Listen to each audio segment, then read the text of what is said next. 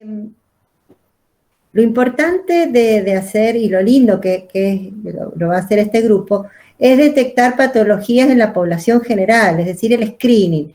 Ir a buscar el problema y no esperar a que la persona que lo tiene consulte al médico. Entonces, de esa manera, como es todo prevención, para la salud visual de la gente es re importante, porque a todos nos ha pasado, por ahí uno sí, tengo una molestia, no, me parece que no veo bien con este ojo, pero no puedo, esta semana tengo trabajo, no, la que viene tengo un examen, no, la otra tengo una reunión en el colegio de los chicos, y siempre lo vamos dejando, y hasta que no pasa algo grave, como es dejar de ver de golpe, uno lo va esquivando, y eso no es lo bueno. Lo bueno del screening es ir y buscar al paciente, hacer, como lo dice la palabra, un paneo a toda la población y separar la población que necesita consulta de la población que está dentro de los parámetros habituales y que no necesita consulta en ese momento. En cuanto a la función visual, lo básico, lo primero es medir cuánto ve esa persona. Y es lo que vamos a ver en este Power. Sí.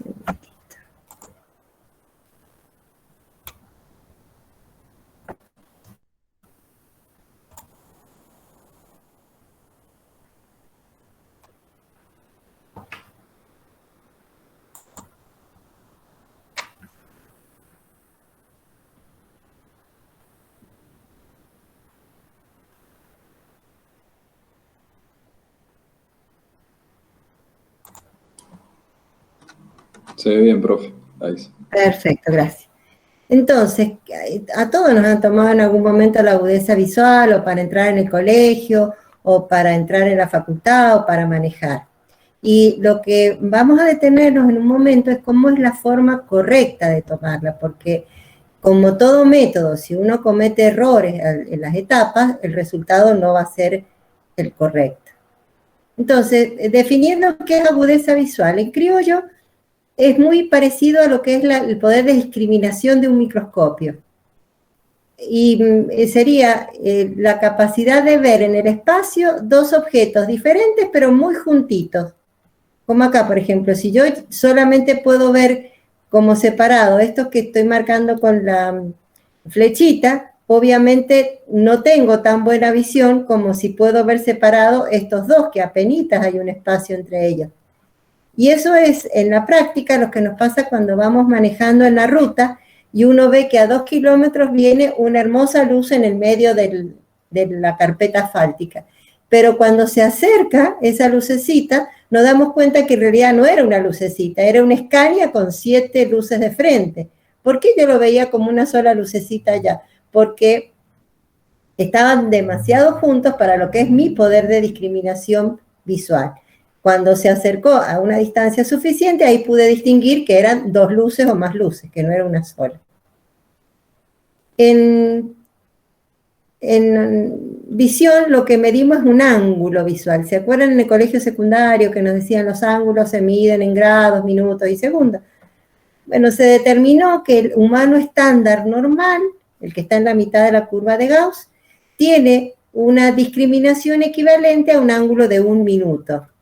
Es un detalle al azar. O sea que sería el ángulo más chiquitito que pueden distender los dos objetos que se encuentren juntos en el espacio y que yo los pueda ver como separados. ¿Cómo medimos esa visión, ese ángulo visual? Hay diferentes carteles. El más conocido es el Snellen, con letras, pero también podemos tener un Snellen con estas patitas que se usan para los niños o para personas que no conozcan las letras. Y en criollo le decimos las mesitas. Las patitas de la mesa están así, o están para arriba, o están para abajo. Y es muy útil, ya vamos a ver, para hacer screening en niños, cuando uno tiene que detectar problemas visuales en población infantil. Existen también estas de dibujitos, pero fíjense lo que es esto, un teléfono de la época en que tenían el marcador a disco. Si yo le muestro esto a un nene de 3 años, me va a mirar diciendo, me mostraste un tiranosaurio rex, no no van a entender qué es porque no conocen el objeto. Entonces, a veces este tipo de carteles con figuritas muy predeterminadas, si no están a la moda o que el niño las conozca, una torta de cumpleaños es conocido, la manito es conocida, el patito es conocido. Entonces, si llegan a tener esto en un centro de salud o donde les toque hacer el screening, márquenle las figuras que sean más familiares para el chico, como las que nombramos recién. No les marquen esto que ni conocen que es un teléfono a disco, ni otras que por ahí son más raras. Esto es medio difícil, alguno te puede decir un autito, otro te va a decir un triciclo, otro un jeep, ¿no? Es un poco como las manchas que ponen en las nubes, yo las puedo interpretar de diferentes maneras. Bien, entonces, para tomar la agudeza visual necesito el cartel, tengo que tener al paciente ubicado cómodamente. Si dispongo de una silla, un banquito, ya vamos a ver que es mejor. Y si no tengo nada, bueno, pondré una línea en el piso, algo para marcar la distancia donde tiene que ubicarse. ¿Y por qué es tan importante a qué distancia pongo el cartel del paciente? Porque como dijimos, vamos a medir un ángulo que tiene el vértice en el ojo del paciente y es un triángulo rectángulo, como el que vimos en el secundario en trigonometría. Entonces, yo conozco el ángulo, porque sé que debe ser de 1 minuto para que el paciente sea normal. Conozco el cateto opuesto, que es el tamaño de las letras del cartel del que voy a disponer, y lo que tengo que averiguar es el cateto adyacente a ese ángulo. A todos nos enseñaron en trigonometría que había una fórmula, que el coseno de la tangente, pero no se preocupen que no lo vamos a ver ahora. Ahí hubo una persona que nos simplificó la vida y todo eso lo despejó y nos dijo esto, que si uno tiene un cartel para tomar la agudeza visual y no sabe a qué distancia lo tiene que colocar, porque en teoría, cuando se fabrica el cartel, abajo a la derecha tiene que tener un número y una letra. 3M no es en la marca, sino 3 metros, o 6M. Pero ¿qué pasa en la realidad? Muchos de estos carteles que uno dispone en los centros de salud, o que a veces los donan para una campaña, los han hecho imprimir los laboratorios. Entonces le ponen el loguito justo arriba donde dice la medida. Para eso está esta fórmula, para que nos toque el cartel que nos toque, podamos saber a qué distancia colocarlo correctamente. Y cada una de estas letras o dibujitos que están en las distintas hileras del cartel se llaman optotipos. Entonces, si yo con una reglita milimetrada, la del colegio, mido la altura de esa letra o de ese dibujo, la más grande, lo divido 88 y lo multiplico por 6, me va a dar en metros a qué distancia del cartel tengo que ubicar a la persona a la que le voy a tomar la agudeza visual. ¿Siempre son ahora las constantes? O sea, ¿siempre he sido 88 por 6? Sí, porque estos números vienen de haber hecho el despeje de la X en esa fórmula que nunca nos acordamos, porque cuando uno es adolescente nunca sabe para qué le van a servir las matemáticas, y en vez de desarrollar todo, podríamos traer un ingeniero que nos lo explique, pero esto es no como hace falta. El pi, 3, 14, 16, sabemos de dónde viene, no lo vamos a averiguar ahora, pero nos sirve ese detalle chiquitito para memorizar y poderlo aplicar. Acá acordémonos, altura en milímetros de la letra o del dibujo más grande del cartel, dividido 88 y multiplicado por 6, son los metros a los que tengo que colocar el cartel, para tenerlo bien. Voy a interrumpir un ratito porque hay personas que están pidiendo entrar y ya les doy el ingreso. ¿Una consulta? ¿Perdón? Sí, soy yo, Barbie. Le quería hacer una consulta. Decime. ¿A partir de qué edad, más o menos, un niño nos puede ya identificar, por ejemplo, los animalitos y todo eso? O sea, ¿a partir de qué edad tendríamos que hacerle ese estudio? Mira, yo no soy oftalmopediatra, que serían los oftalmólogos que se dedican a la pediatría, pero en el consultorio general yo le he podido tomar con paciencia las patitas, y ya vamos a ver qué otros detallitos, a niños de 2 años y medio, 3 años. O sea que los chicos de ahora vienen muy enchufados. La gracia está en no ponernos formales, sino en hacerles ver que es un juego. Entonces, yo me hice para mi consultorio con los palitos de helado, esas tablitas de los palitos de helado, los pegué formando esa como una E imprenta mayúscula. Entonces yo se lo doy en la mano al chiquito y le digo, ponémelo, estos son patitas, como la mesa, ¿ves que tiene patitas?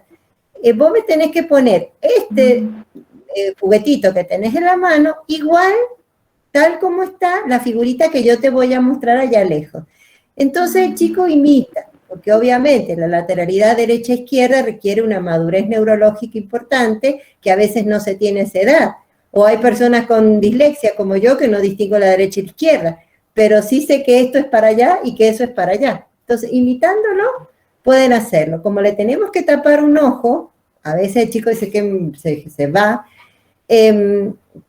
a veces tengo un vasito de yogur vacío, o vieron esos que venían de yogur griego, que eran redondos y chatitos, y le dibujo una carita feliz del otro lado con fibrón indeleble. Entonces, escondete detrás de la carita, vamos a ver qué ojo gana, a ver este ojo hasta dónde ve, anote, ahora vamos a ver el otro si le ganó, entonces tapamos el otro y sigue.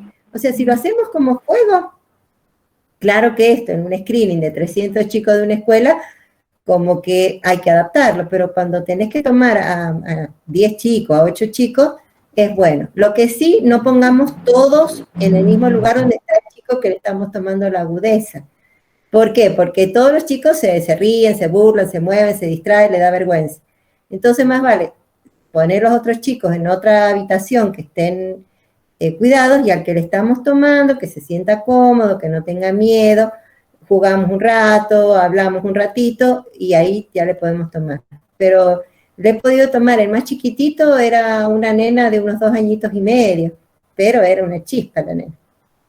Igual, bueno, genial ese comentario, doctora, porque la verdad que se me causaba duda de cómo hacer un bebé, un niño tan chiquito, cómo hacer para que nos diga qué está viendo. Y me parece una herramienta súper útil, lo de los helados y el cosito para tapar el ojo, todas esas cosas creo que podremos hacerlas también para ayudar, digamos, para hacerlo en el momento. Sí, se puede hacer también como un sombrerito chino con una cartulina y ahí le dibujas algo. Viste que vienen unas como cucharas de madera, a veces en las ferias artesanales, como una cuchara de madera que le cubre toda la parte del ojito, pero a veces le poníamos hasta petalitos de flores. O sea, hay que ver la forma de hacer maestro jardinero y que juegue. Si lo toma lúdico, el chico colabora. ¿Qué pasa? A veces cuando está esperando y se pone inquieto, la mamá, la abuela o alguien le dice, mira, pórtate bien porque si no la doctora te va a poner una inyección con una aguja así. Entonces cuando uno dice, hola, paz, el chico pega un grito y dice, ¿qué pasó? Claro, es el cuco, no es el que le va a tomar la agudeza visual. Bien, volvemos.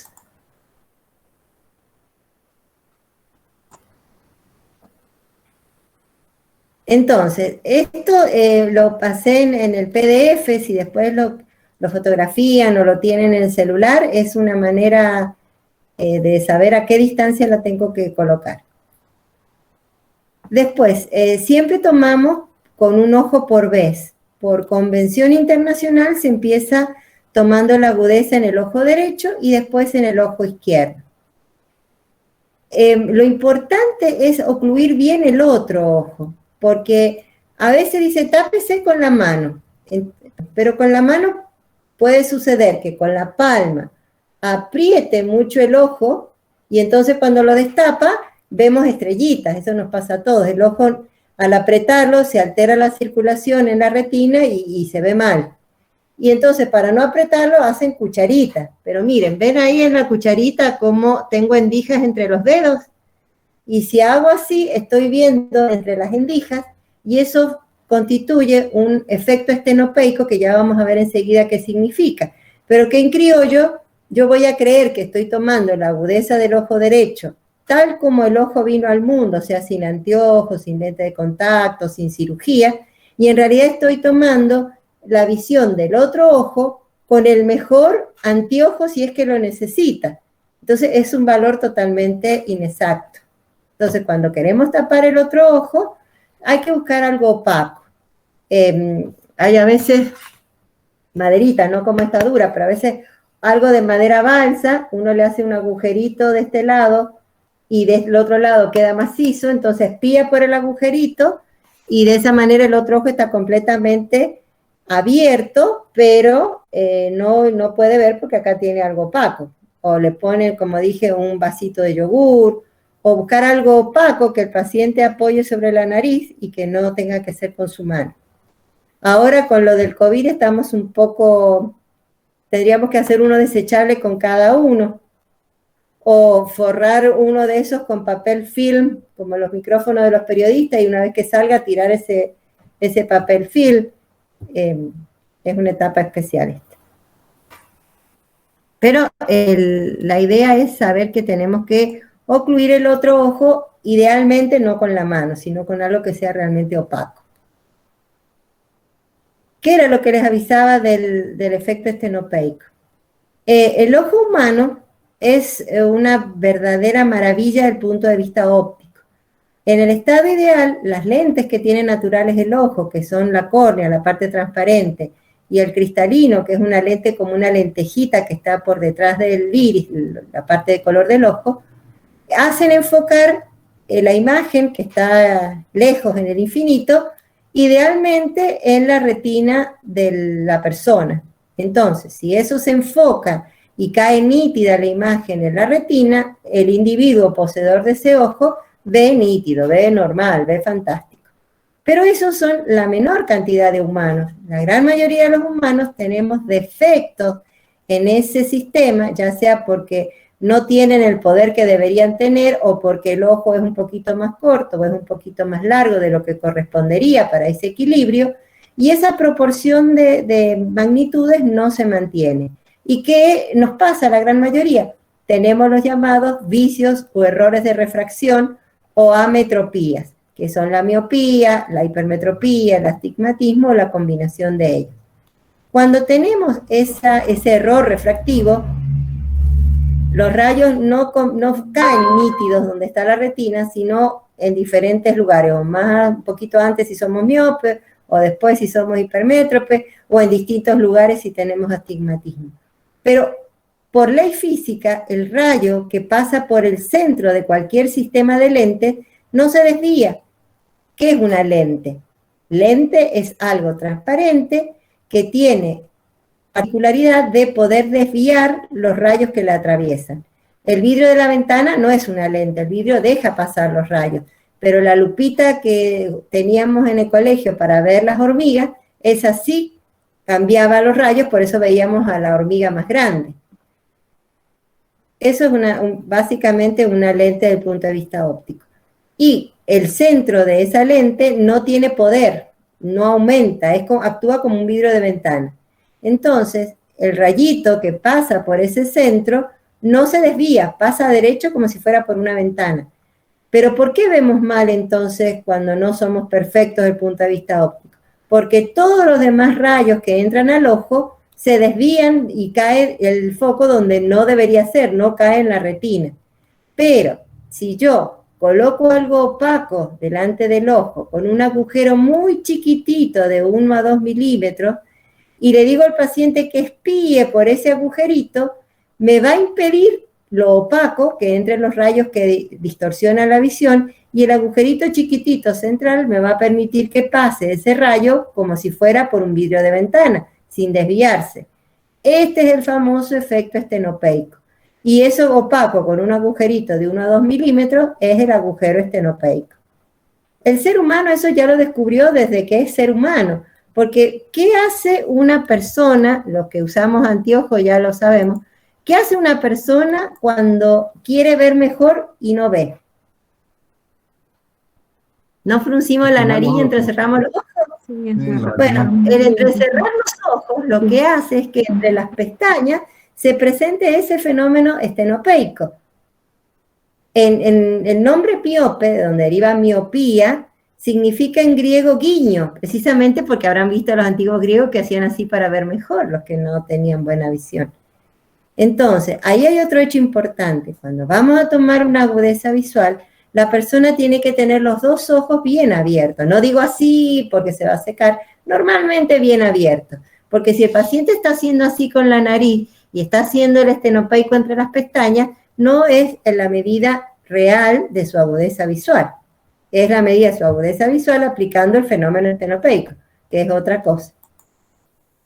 El mismo fenómeno que dijimos, entonces, no con la mano curva porque entre los dedos puedo hacer una endija que actúa como efecto estenopeico, no dejando que el paciente arrugue la nariz y me mire las letras porque ahí hay un efecto estenopeico.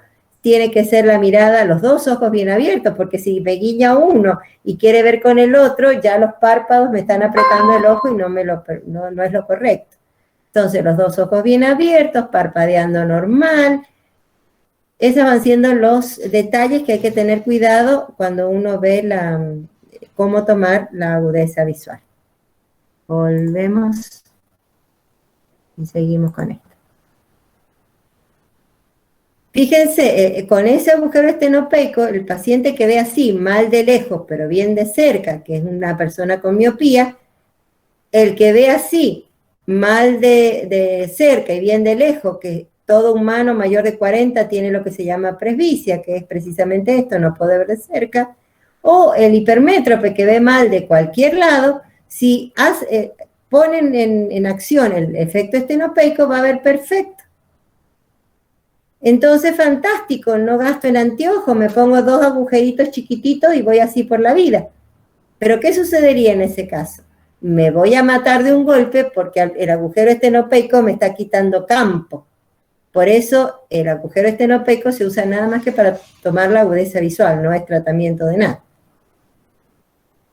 Esto es básicamente si le ponen uno con una manijita, ya vienen, uno sí, se puede comprar, pero aquí en Argentina y más en este momento lo fabricamos. Si uno fabrica algo y lo usa y no lo vende, no es delito. Pero si yo fabrico algo que ya está patentado y lo vendo, ahí sí es delito.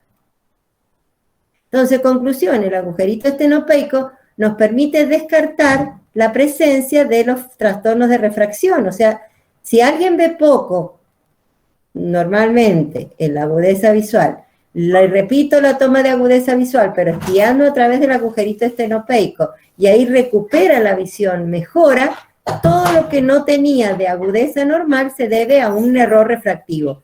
No sé cuál, pero sé que tiene que ir al médico oftalmólogo, que en nuestro país es el único que puede indicar anteojos, le prueba los anteojos y cuando se los haga hacer con el óptico, va a tener buena visión. Pero en la práctica es muy importante porque, sobre todo los que hacen guardia, si un paciente tiene mala visión y no mejora con el agujero estenopeico, no es porque nunca fue al oculista o tiene los anteojos de hace 5 años, sino porque ya es otra cosa orgánica que hay que investigar. Entonces, retomando lo de la agudeza visual, jamás con la mano, por lo que dijimos de la endija, y si no, se va a apretar con la palma, y cuando destape ese ojo va a estar con isquemia de retina y no va a ver bien. Sí podemos tomar oclusores con distintas formas. Siempre que tomo la agudeza visual, primero lo tengo que hacer con el ojo en condiciones naturales, digamos. O sea, si usa un anteojo, que se lo quite. Si tiene un lente de contacto, que se lo quite. Preguntar siempre si no lo han operado de cataratas, porque al operar de cataratas y dejar un lente intraocular ya no es la situación base de ese ojo, o si era miope y le han hecho una cirugía refractiva para dejar de usar anteojos. Esas situaciones hay que ponerlas entre paréntesis. Y después que tomamos sin corrección del ojo derecho, sin corrección con el ojo izquierdo, tomamos con agujero estenopeico en el ojo derecho y con agujero estenopeico en el ojo izquierdo. Si mejora, el problema es anteojo. Y si no mejora, el problema es más serio porque es una cosa orgánica. Pero en el screening en general lo que uno hace es tomar la agudeza visual natural, sin anteojos ni lentes de contacto, y si es menos de 9 décimas, sería correcto enviarlo a que lo vea el médico oftalmólogo, y si tiene 9 o tiene 10, podemos suponer que no tiene problemas oculares. Digo, podemos suponer porque hay problemas oculares serios que tardan mucho en alterar la agudeza visual. Pero para un screening ese sería el valor de la toma de agudeza. Entonces, resumiendo, en la agudeza visual es muy importante tener en cuenta a qué distancia pongo el cartel. Porque si el cartel está hecho porque para el deforme me distienda un ángulo de 1 minuto, si lo pongo al paciente a 3 metros y yo en vez de ponerlo a 3 metros lo pongo a 2,5 metros, ya no es la distancia correcta y ya no es el ángulo correcto y obviamente voy a tomar una agudeza visual totalmente falsa, no es la que debería tener. Eso lo podemos hacer con la formulita que vimos.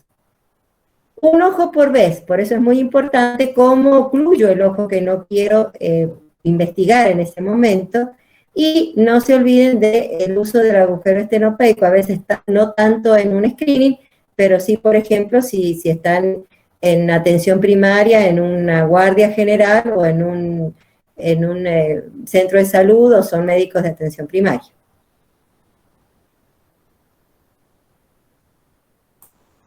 Bien.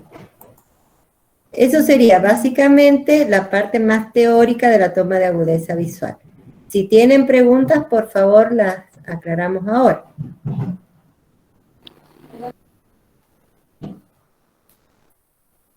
Yo tengo una pregunta. La altura a la que esté colocada el cartel, ¿eso es importante? Sí, tendríamos que, si vamos a hacerlo súper correcto el método, que esté a la altura de la mirada adelante, o sea, en posición primaria de la mirada del paciente. Lo que pasa es que cuando uno hace un screen, estás viendo un montón de gente y obviamente hay humanos de 1,60 m, 1,90 m, 1,80 m, 1,50 m. Por eso es que más que nada se usa que el paciente esté sentado, porque, digamos, la diferencia de altura parada, la persona es mucha, pero cuando la persona se sienta hay diferencia, pero ya no es tanto.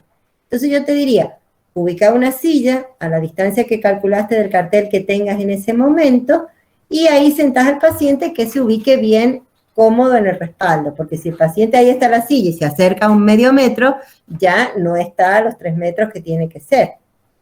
Pero con que lo pongas a una distancia normal, que no tenga que mirar allá arriba como si fuera el paciente 1,90 m, ni que tenga que mirar allá abajo como si fuera el de 1,45 m, más o menos una altura vos sentada que dé a la altura de tu mirada derecho al frente. Bien, gracias. ¿Alguna otra pregunta?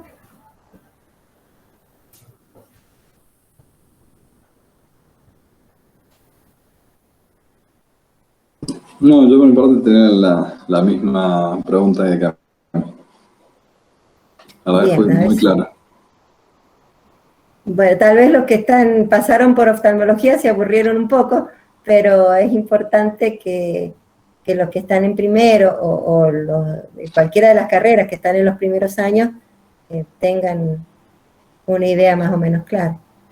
También es importante la iluminación del lugar.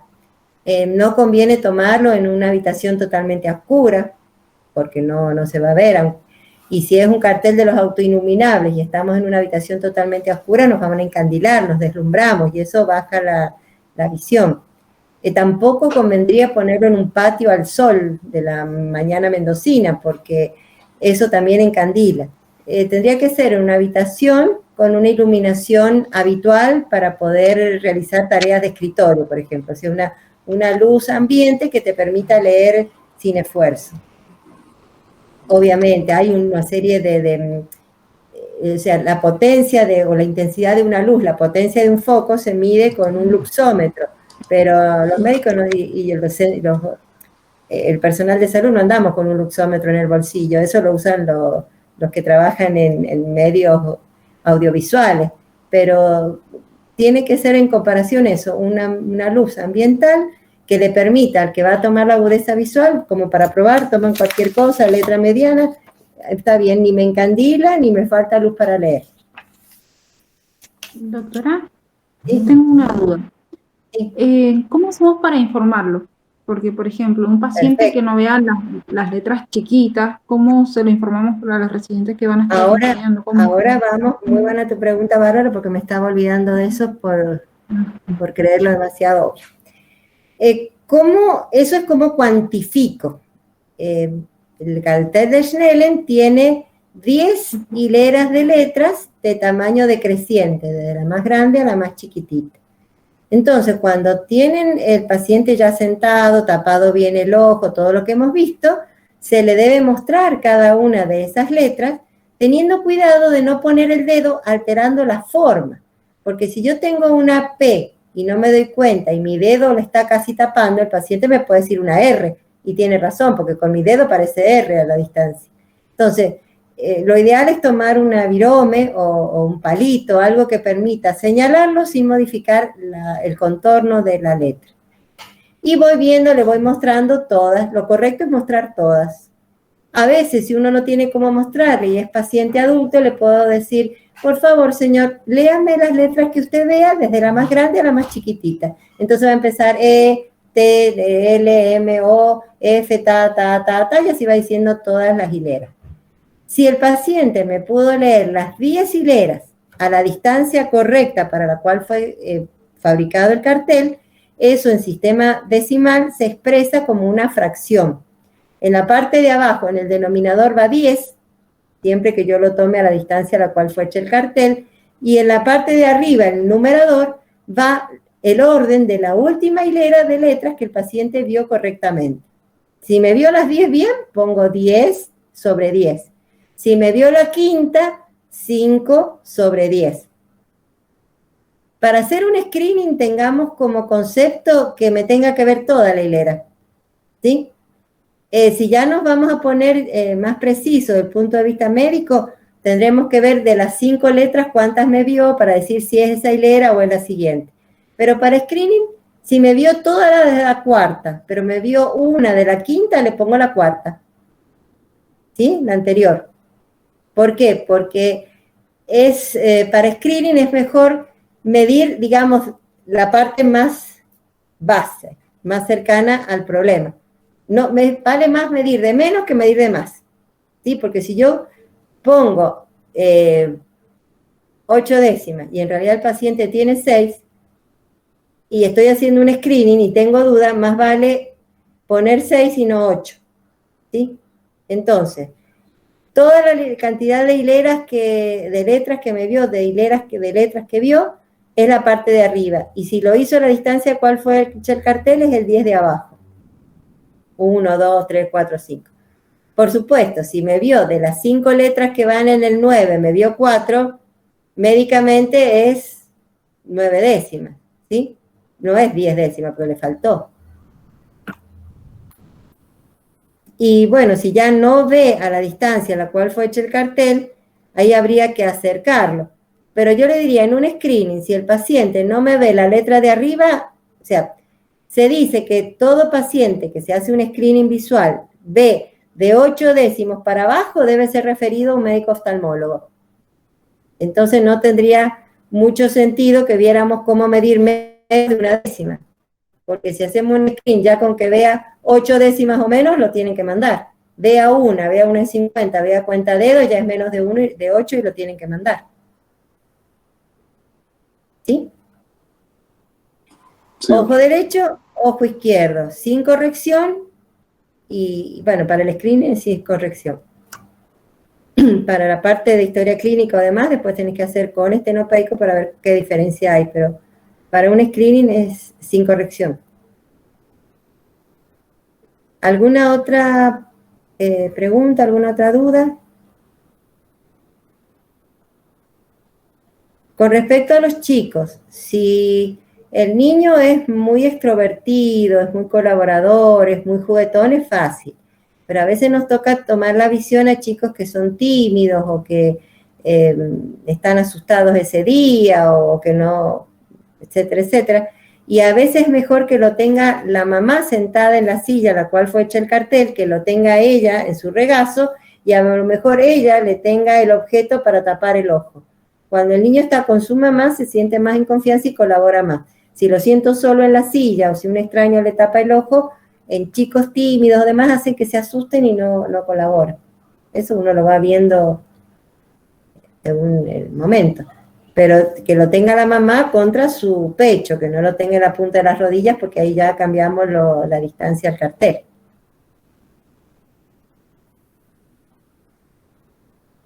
Hay carteles para niños que se llama el test de Lea, que te presentan un cuadradito con un triangulito como una casa, te presenta una forma parecida a una manzana, te presenta un círculo. pero eso lo tienen más que nada los servicios de oftalmopediatría. Los oftalmólogos generales no tenemos. Y bueno, sería lo ideal que si uno va a hacer un screening en niños te lo provean, pero la realidad me ha desilusionado y no pasa eso. Con los chicos aplicamos lo de las patitas, que es lo más usado. Buenísimo. O sea, te dijo que lo ha hecho con una niña de 2 años y medio, pero ¿cuál sería la edad más o menos promedio en la cual... Ya con 3 años te colaboran los chicos. Vale mucho el ambiente, la paciencia que uno tenga con los chicos. Yo no soy muy paciente, por eso no hice pediatría, pero tengo que ver niños y bueno, me tengo que poner paciente. Hay que jugar con ellos, que no estén asustados. También depende de chicos, como dije, hay chicos tímidos que la primera vez no les sacas una palabra y después cuando ven que otros juegan, si hay hermanitos, conviene empezar con el hermanito más grande y de los demás afuera, cosa que cuando el más chiquito pasó el hermano más grande le transmita su experiencia, porque es su Superman de familia, el hermano mayor. Hay que ver la manera en que el chico tenga confianza y no tenga miedo. A veces, si no es una urgencia, suponete, si es un screening que vas a hacer que te llevaron en avioneta al desierto de la Valle, estás un solo día. Pero si a lo mejor lo haces en el nido, donde tenés posibilidad que a lo mejor la otra semana lleven al nene y lo vuelvan a testear, se puede hacer. Y si tenés mucha duda, mandarlo al oftalmopediatra. Si faltaba o no faltaba, ya verás. Pero con los chicos tenés que tener una paciencia, respirar hondo, contar hasta 10, porque el ponerse nervioso no tiene ningún buen resultado. A lo mejor a veces sacar al niño a caminar, que dé una vueltita por ahí, por el sol, se tranquilice, porque si empieza a llorar, ahí vamos muertos.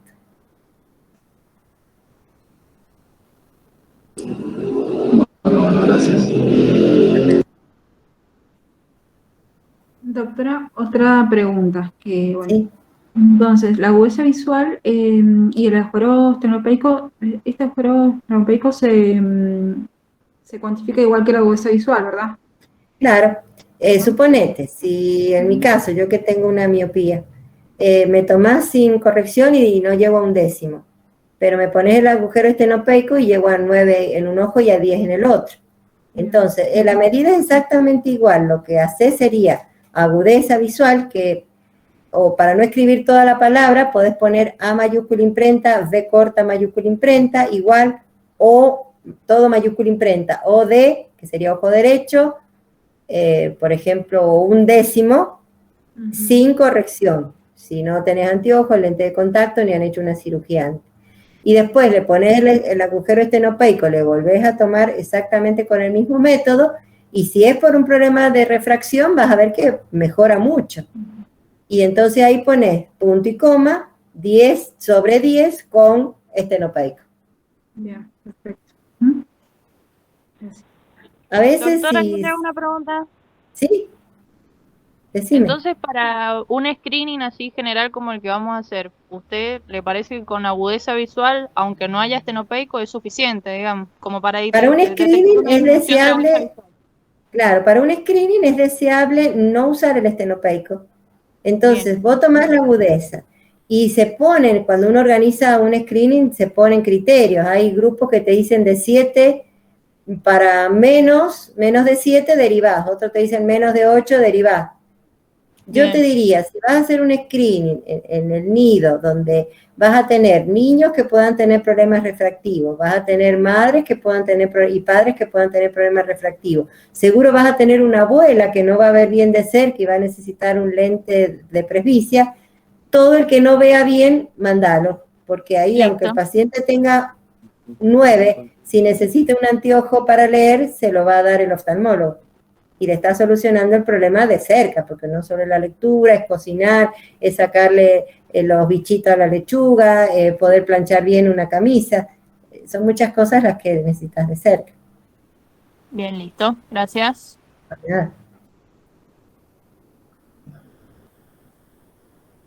Los chicos, no sé si distribuyeron el material, el PDF, o todos tuvieron acceso para... Creo que la barra lo envió. Lo envío.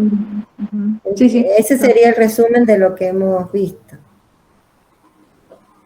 Entonces, materiales imprescindibles sería el cartel, que está bien, el cartel de Snellen no es lo ideal, porque tiene ya implícitamente algunos errores, porque ese es un cartel aritmético. Si se fijan, no hay proporción entre el tamaño de la letra, el espacio que hay entre letra y la distancia que hay de una letra con la de al lado. Eso ya da un errorcito. Cuando hay un estudio científico sobre un tratamiento o algo, no usan ese cartel, usan otro cartel, que es el logarítmico, donde hay una proporción entre el tamaño de una letra y la que sigue, el espacio que tiene con el de al lado y el espacio que tiene con la hilera que sigue, pero eso se usa nada más que para cosas de investigación. Lo que tenemos en los screenings son los carteles de Snellen, por eso tenemos que ser muy precisos con el método para no sumar más errores.